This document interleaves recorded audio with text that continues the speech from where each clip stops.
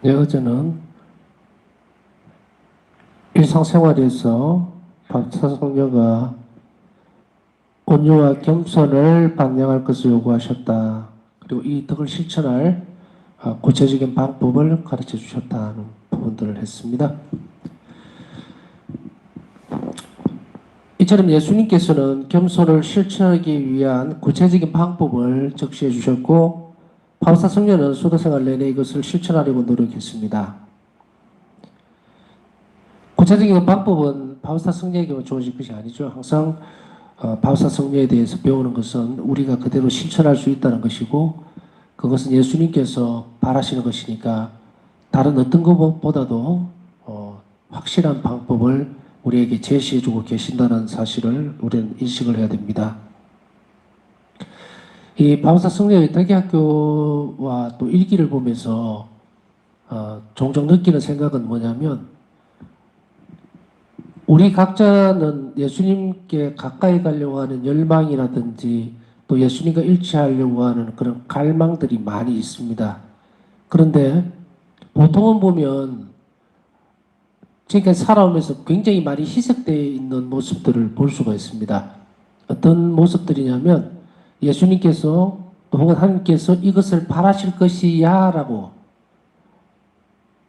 추측하고 추정을 해서 가는 그런 것이 교회 안에서도 보면은 하나님께서 원하실 것이다 라고 해서 그것이 쭉 모여지고 시간이 지나면서 확정되어 버리는 경우가 굉장히 많습니다. 그것을 우리는 믿을 교리라고 이야기를 하죠. 그런데 오늘날에 와서 이 바울사성녀 일기나 또 우리가 이거 배우는 이것은 정말 다른 말을 할 필요도 없고 이제 두리번거리거나 다른 것에 대해서 기웃거릴 필요가 없다는 사실에 대해서 명백하게 알려줍니다. 다른 것은 다 떠나서라도 보면요. 예수님께서 원하셨다. 예수님께서 이렇게 말씀하셨다. 이렇게 명확하게 이야기하고 있는 것이 과연 있을까? 제 삶을 돌아왔을 때도 그런 것 같아요. 우리에게는 이런 갈망들이나 열정들, 열심히 살려고 하고 경건하게 살려고 하는 그런 모습들이 많이 있으며 교회에서 살펴보면 상당히 많이 있어요. 그럼에도 불구하고 안타까운 것은 쉴 것이다. 이렇게 하면 예수님께서 좋아하실 것이다 라고 하는 인간 편에서의 출발점이 이루어지고 있죠. 전부 다. 그런데 물론 일부는 그렇지 않다고 하더라도 그런데 우리가 이런 그 의탁의 학교라든지 이 부분에서 보면 계속 이런 말들을 듣게 됩니다. 예수님께서 원하셨다. 예수님께서 시키셨다. 바라셨다. 기뻐하신다. 이런 너무도 명확한 것들을 이렇게 확실하게 드러내주고 있는 것은 없을 겁니다.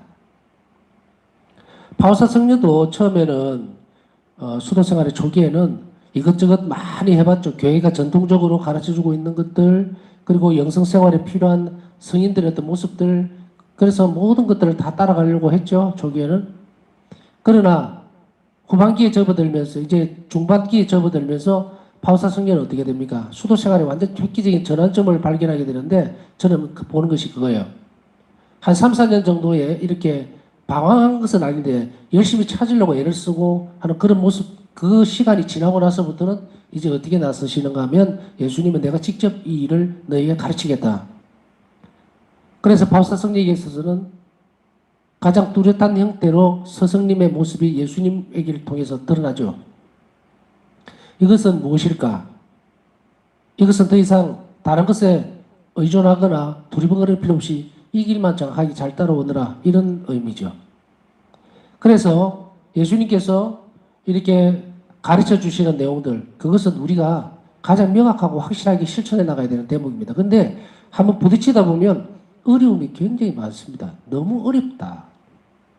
과연 할 수 있을까? 그런데 이 짧은 대답 안에는 뭐가 배제되어 있느냐면 플러스 알파, 하느님의 적극적인 도우심이라고 하는 것을 배제하면 이걸 못해요. 못 따라갑니다, 누구도. 그런데 우리가 이 안에서 가르치면서 예수님께서 바라시는 그것을 따라가는 데는 따라오면 이 은총이라고 하는 것이 풍부하게 나를 도와줄 것이다라고 하는 그 부분들이 있기 때문에 우리가 이 길을 갈 수가 있죠. 그래서 이런 맥락에서 우리가 이 삶을 선택하고, 그래서 처음에 내가 이해하려고 하는 것도 있겠지만 모든 것을 이해하기보다는 제일 먼저 첫 번째 단추는 받아들임이라고 그랬어요. 받아들임. 그것을 인지하고 받아들이고 내가 그것을 끊고 맺고, 감히 우리가 누군데 예수님께서 원하시는 것을 또 그것을 분류를 하고 작업을 해서 이렇게 나눌 수가 있습니까? 없죠. 그렇기 때문에 이 부분에 있어서 가르치면서도 제가 걱정스럽고 조금 염려가 되는 것은 뭐냐면, 이해하면서 그것을 이해한다는 것은 중요한 부분입니다. 그러나 이 이해하는 것 안에 한정적으로 갇혀져 버리면 안 됩니다. 왜냐하면 그렇게 되면 여러분들은 내가 이해하는 한도 내에서만 받아들여요. 내가 이해하지 못하는 그 영역, 그 너머에는 은총으로 알 수 있는 부분들이 대부분입니다. 그렇기 때문에 이해하기 위해서 접근하는 것이 아니라 받아들이는 작업을 먼저 해야 돼요. 그래서 주님께서 이걸 원하셨고 나면 우선 내가 받아들이고 그 다음에 그것을 따라가기 힘들 때에 어떻게 해야 되는가를 배워야 되는 거예요. 그것이 순서입니다. 그렇기 때문에 이렇게 예수님께서 바라시는 것은 이론적인 측면이 아니죠. 추정이 아닙니다. 실제입니다. 이론이 아니라는 이야기예요. 이론으로 받아들이면 아까 얘기했듯이 내가 가지고 있는 지성적인 건에 의해서 모든 것이 재단이 되어버려요. 잘라버리고 이거는 못하겠다. 이거 못 받아들이겠다. 어떻게 이렇게 할 수 있겠느냐. 성인이니까 그렇지. 자신은 절대로 받으면 못 들어갑니다. 그러나 일단 수용하는 받아들임이라고 하는 출발에서 시작을 하면 이제 하나님 도우심은 전제되어 있는 거예요. 그렇기 때문에 우리가 이 길을 갈 수 있다는 것을 항상 염두에 두고 이런 강의를 듣고 또 실행하도록 힘써 애를 써서 모든 노력들을 다 해야 한다면 이 말입니다. 수도생활 내내에 이것을 실천하려고 노력했지만 그러나 예수님의 바람은 어려운 요구였는데 이것에 대해서 성령은 이전에는 내 의도가 비난을 받거나 오해를 받을 때 종종 놀라곤 했다. 그러나 지금은 이것이 나를 결코 놀라게 하지 못한다. 일기 1445번. 또 다른 경우에 고통을, 특히 부당한 고통을 기쁘게 견디는 것은 쉬운 일이 아니다. 본성은 반항한다. 이성과 의지는 고통을 초월하지만 그럼에도 감정은 소란을 피우며 침착하지 못하고 불안한 영혼처럼 이성과 의지를 공격한다. 일기 1152번. 본인의 의도와 전혀 상관없이 오해를 받을 수도 있고 또 부당한 고통을 기쁘게 견디는 것은 쉬운 일이 아니라고 고백을 하고 있습니다. 우리가 바울사성경 일기 다른 대목에서도 살펴봤지만 정말 너무도 어이없는 그런 부당한 그런 그 처우를 받는 모습들을 일기에서 많이 보게 되죠. 같이 일하고 있는 동료 수녀, 특히 선배 같은 그런 수녀가 바울사성경에게 행했던 그런 일들, 식당에서의 사건들, 모습들, 그거 참 이해하기 힘들어요. 받아들이지 못합니다. 특히 어떻게 수도자들 간에 이런 일이 벌어지고 있는가라고 하지만 수도자라는 틀을 빼더라도 그 틀을 보자는 것이 아니라 바울사 성녀가 당했던 그 일들을 어떻게 견뎌냈을까를 살펴본다면 우리 또한 이런 부당하고 어떤 데를 견디기 힘든 이런 모욕들을 어떻게 받아낼 수 있을 것인가. 그랬을 때 표현을 이렇게 하고 있죠. 감정은 소란을 피운다. 침착하지 못하고 불안한 영혼처럼 이성과 의지를 공격한다. 이성적으로는 해야지 하는데 이 감성이 감정은 막 소란을 피운다. 이걸 뭐라 그래요? 막 답답해지고 정말 불안해지고 이거 막 엉둘려져서 이게 막 터져나갈 폭발할 것 같은 그런 상황을 이야기하는 거예요. 이게 감정이 넘쳐져 버리니까 이성과 의지를 막 공격하는 거예요. 그러니까 못 견디게 만들어버리죠. 내 의도가 이해되지 못하고 오히려 비난을 받을 때에도 나는 크게 놀라지 않는다. 오직 하느님만이 내 마음을 속속들이 살피신다는 것을 내가 알기 때문이다. 진실은 죽지 않는다. 상처 입은 마음은 정해진 때가 이르면 평화를 얻을 것이다. 상처 입은 마음은 정해진 때가 되면 평화를 얻을 것이다. 일기 511번. 바울사 성녀는 모든 비난과 모든 것들, 부당한 대우, 처우들 그것을 계속 겪죠. 겪으면서도 내적으로는 전쟁을 하고 있습니다. 정말로 울분이 터질라 그러고 화가 나고 막 이런 부분들이 그러면 안 된다라고 하는 정말 예수님이 이걸 바라지 않으실 거야라고 하는 그 팽팽한 긴장감들, 말은 쉽지 굉장히 힘들죠. 힘들지만 할 수 있다는 거예요. 그러니까 이거는 어떤 식으로 일기에서 드러내고 있느냐면 하느님이 나를 알고 있다는 거예요. 예수님께서 내 삶에 내가 이게 얼마나 부당하게 당하고 있는지 또 억울한 일을 당하고 있는지 하느님께서 예수님께서 속속들이 알고 계신다. 그러면 우리는 이제 이성이나 의지는 어느 쪽으로 가게 되느냐면 그럼 적극적으로 예수님께서 개입해서 내 억울함을 풀어주시면 좋겠다. 이렇게 나오고 있겠죠. 해결사같이 착 나타나서 정말 내가 부당하고 정당한 부분이라면 그 밝게 되고 그렇게 해줬으면 좋겠다. 이렇게 하죠.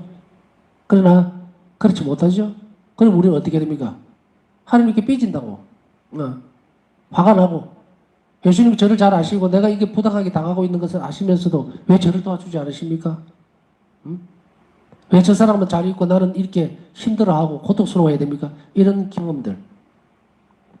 그러나 바울사 성령에게 있어서는 이 부분들이 어디로 전이가 되느냐면 주님께서 나를 알고 계신다. 주님께서 나를 알고 계시고 내가 부당한 대우를 받고 있고 어떤 처지에 놓여져 있는지를 잘 알고 계시는데 내가 어떻게 처신하시는지도 보고 계시는 거예요.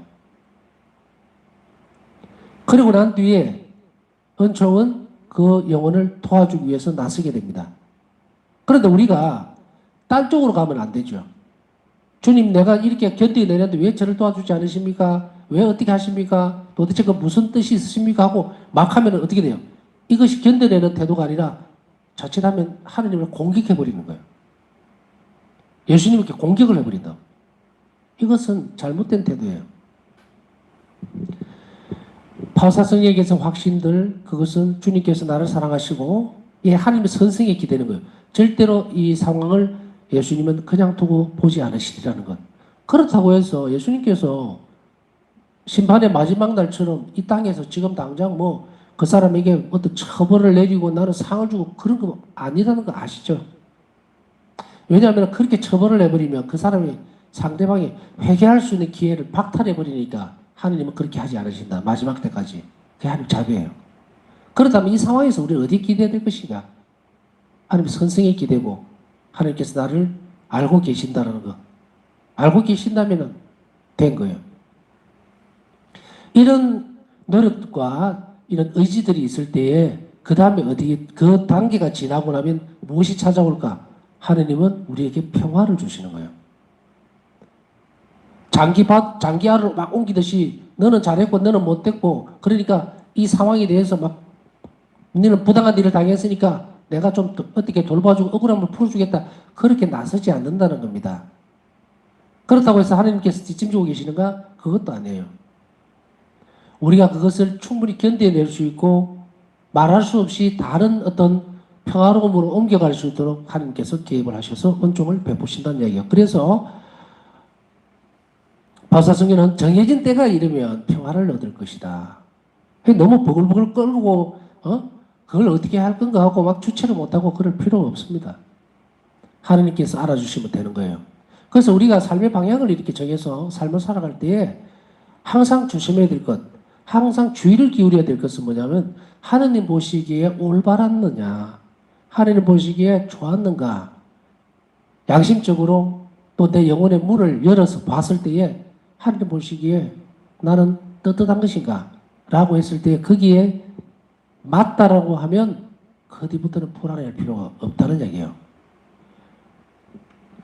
우리가 불안해하고 걱정해하고 또 근심스러워해야 되는 것은 혹시라도 내가 하느님 마음을 예수님 마음을 상하게 했지 않을까 하는 그 지점을 잘 살펴봐야지 내 부당성을 호소를 하고 억울합니다 하고 이렇게 하면은 너무 시끄럽게 떠들어 버리게 돼요. 올라와 버리죠. 이게 쑥 올라와 버리면 은총이 개입할 정도가 없어집니다. 왜? 은총은 어디로 간다 그랬어요? 순명으로 들어간다 그랬죠. 순명을 한다는 사람이 계속 그게 되고 예수님 억울합니다 하고 막 사소연을 하고 어떻게 이러실 수 있습니까? 하고 반기를 들고 속에서는 막 엉망진창으로 전쟁이 일어나죠. 이게 분열이죠. 그렇게 되면 안 된다 이 말입니다. 상처 입은 마음은 정해진 때가 되면 평화를 얻을 것이다.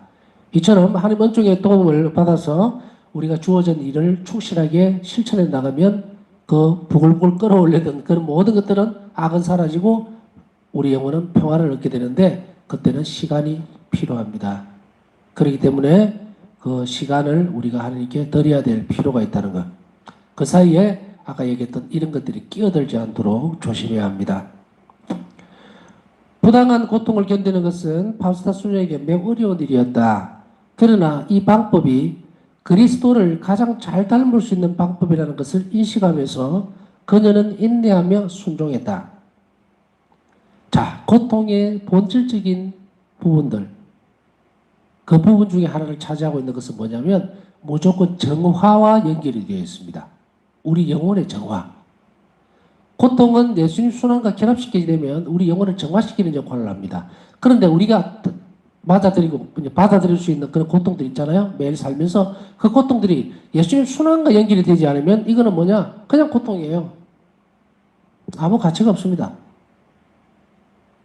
내가 예를 들어서 무슨 오늘 혹은 살아오면서 참 고통을 많이 받았는데 나는 정말 억울하고 나는 왜 팔자가 왜 이렇습니까? 아, 예수님, 제가 뭐 잘못하고 살아온 것이 다른 사람보다 죄를 더 많이 지었습니까? 그래서 이렇습니까?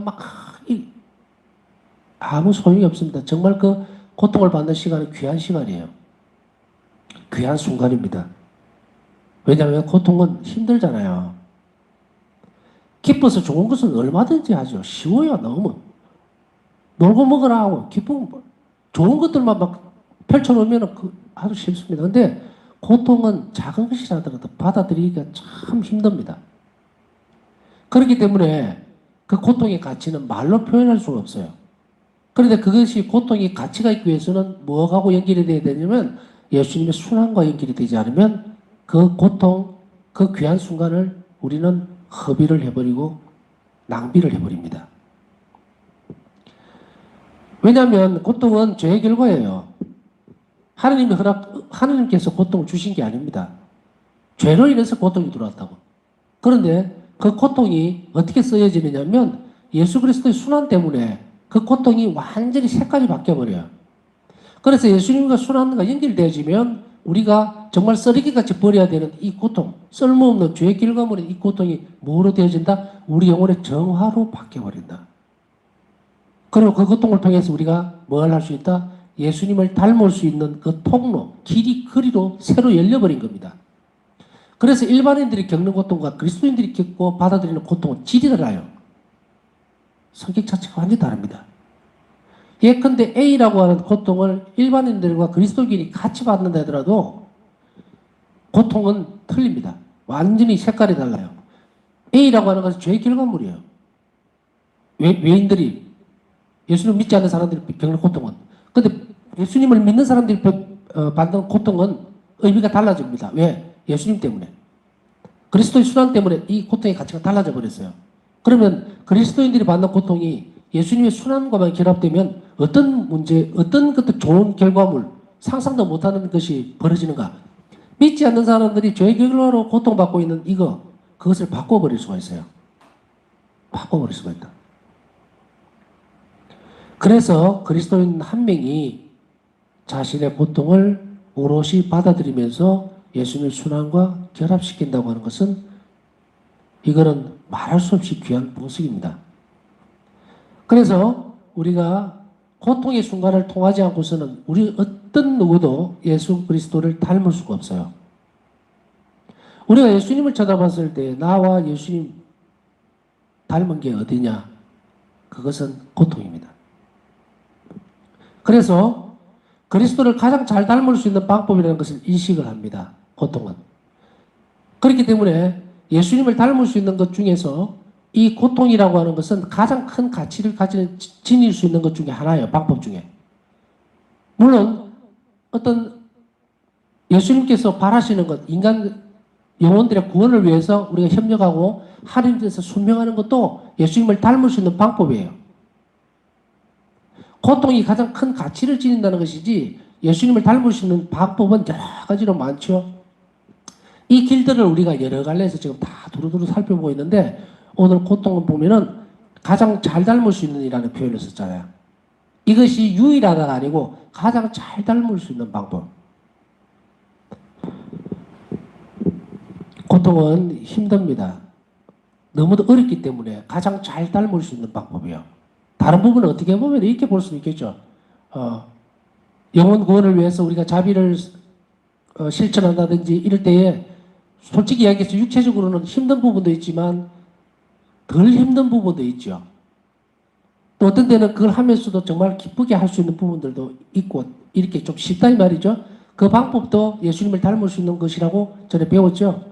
근데 오늘은 고통 문제를 다루면서 가장 잘 닮을 수 있는 방법은 바로 고통인 거예요. 여러 가지 예수님을 닮을 수 있는 방법 중에서 가장 잘 닮을 수 있는 방법이 이 고통이라는 것을 인식을 합니다.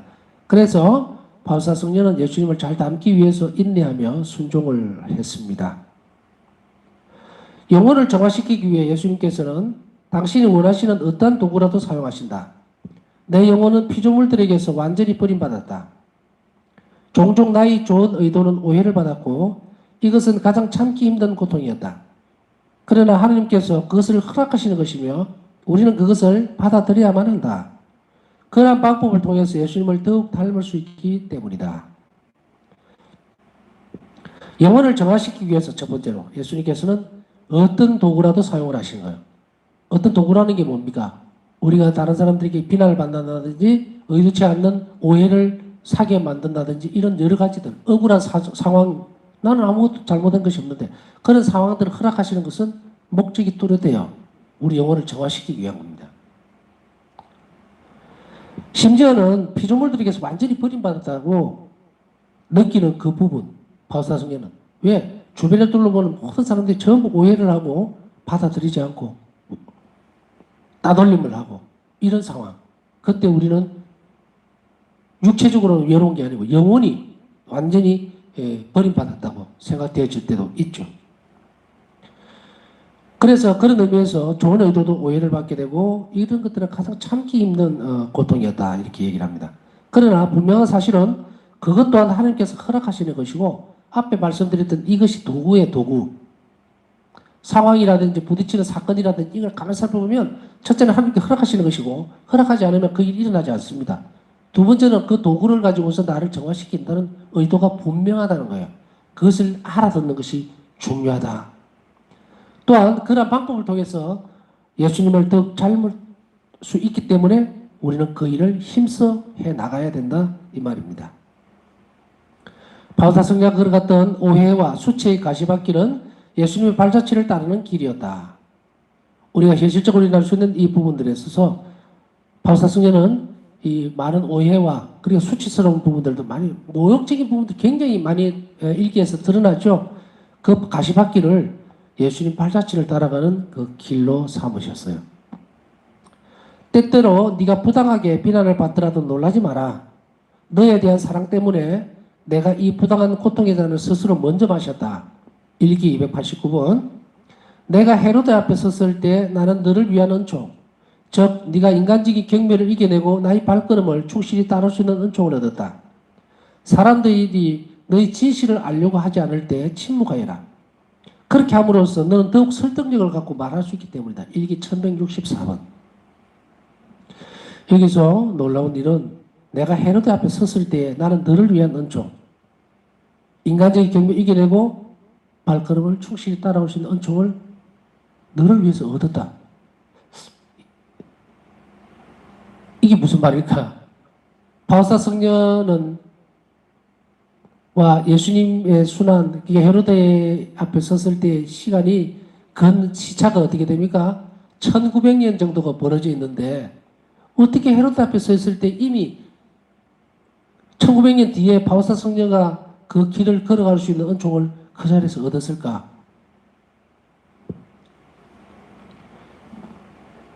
이것은 하나님의 신성성 때문에 가능한 문제입니다.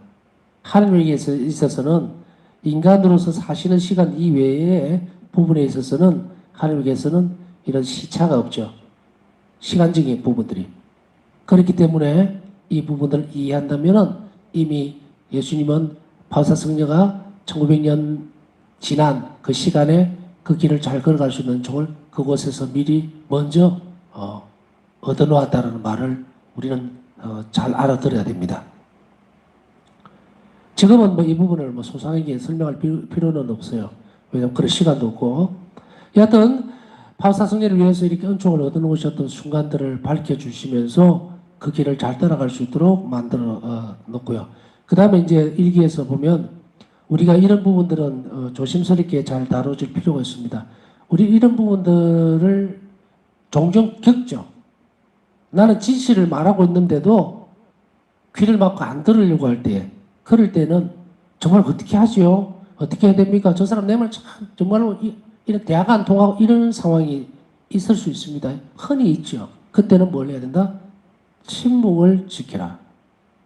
계속해서 설득을 하려고 그래 그 문제를 막 파고 들어가서 정말 나는 내 말이 진짜라는 것을 설득하기 위해서 계속 하다 보면요. 말이 꼬여버려요.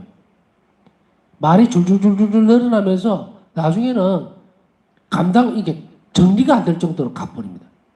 그때 예수님은 뭐라고 말씀하실까? 오늘 확실하게 우리는 알아듣죠. 진실을 알려고 하지 않을 때 사람들이 침묵해버려요. 침묵을 하는 시간이 길어질수록 그 다음에 다른 사람에게 대한 설득력, 그것을 더 많이 가질 수 있다.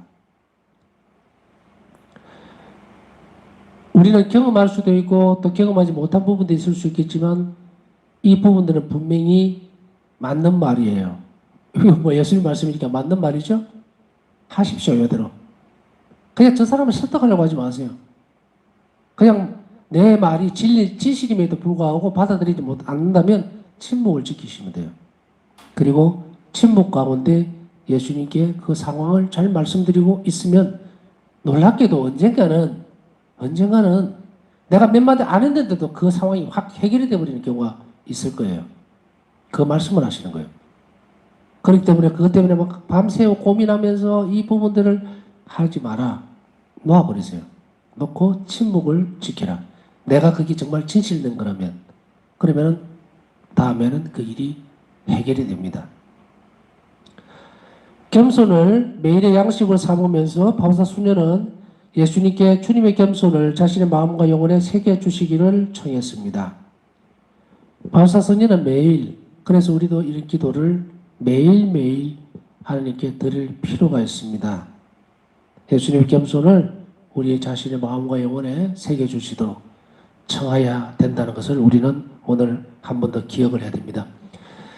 모든 은총의 순간들은 기도와 연관이 되어 있다고 그랬죠. 그냥 가만히 있는 데가 있어 그게 성장하거나 커지지를 않습니다. 그 비료도 줘야 되고 물도 줘야 되고 그 첫 번째 단계는 우리가 이렇게 배운 것은 바로 오늘 저녁에 바로 주님 저희 마음과 영혼에 겸손함을 주십시오. 주님의 겸손을 새겨 주십시오 하고 청하라 이 말이에요.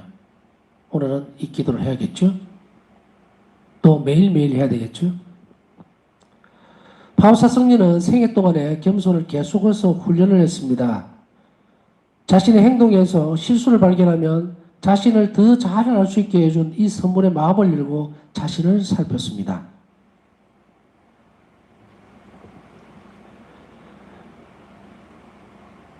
이 겸손한 행동, 이 겸손을 향한 이 여정에서 실수를 발견하거나 자신의 어떤 결점이 발견되게 되면 바울사 성녀는 그것을 알게 해준 이 선물이라고 그랬어요. 우리는 어떤 때는 깜짝 놀랍니다. 자신의 결점이나 단점을 발견하게 되면 갑자기 어쩔 줄 모르고 막 이럴 경우도 있어요.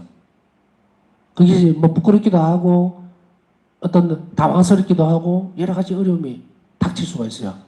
그래서 어떻게 보면은 막 파묻어 버리려고 지워버리려고 그러고 의식 속으로 안 떠오르려고 하는 그런 자기 방어가 막 나올 수도 있습니다.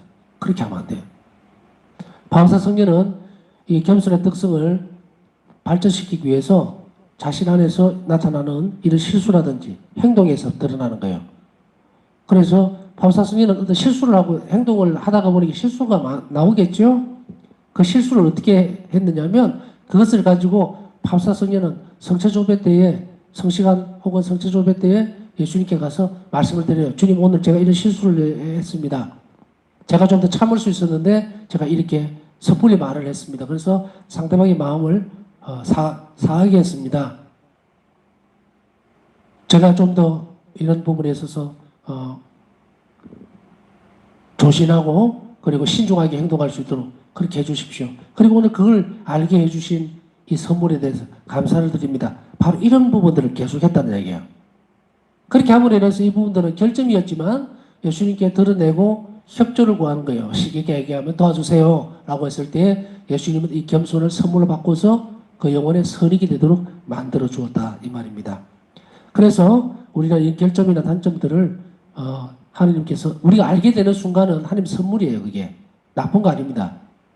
그렇기 때문에 그것을 잘 들여다보고 그리고 그것을 예수님께 봉헌하면서 늘 그 부분들이 좋은 것으로 바뀔 수 있도록 정하는 것, 그것을 자꾸 연습하라 이 말입니다. 오늘 남은 시간 우리가 겸손의 선물, 우리 마음과 영혼에 주님을 닮은 주님의 겸손, 그것이 우리 안에 새겨질 수 있도록 정하면서 남은 시간 묵상하도록 하겠습니다.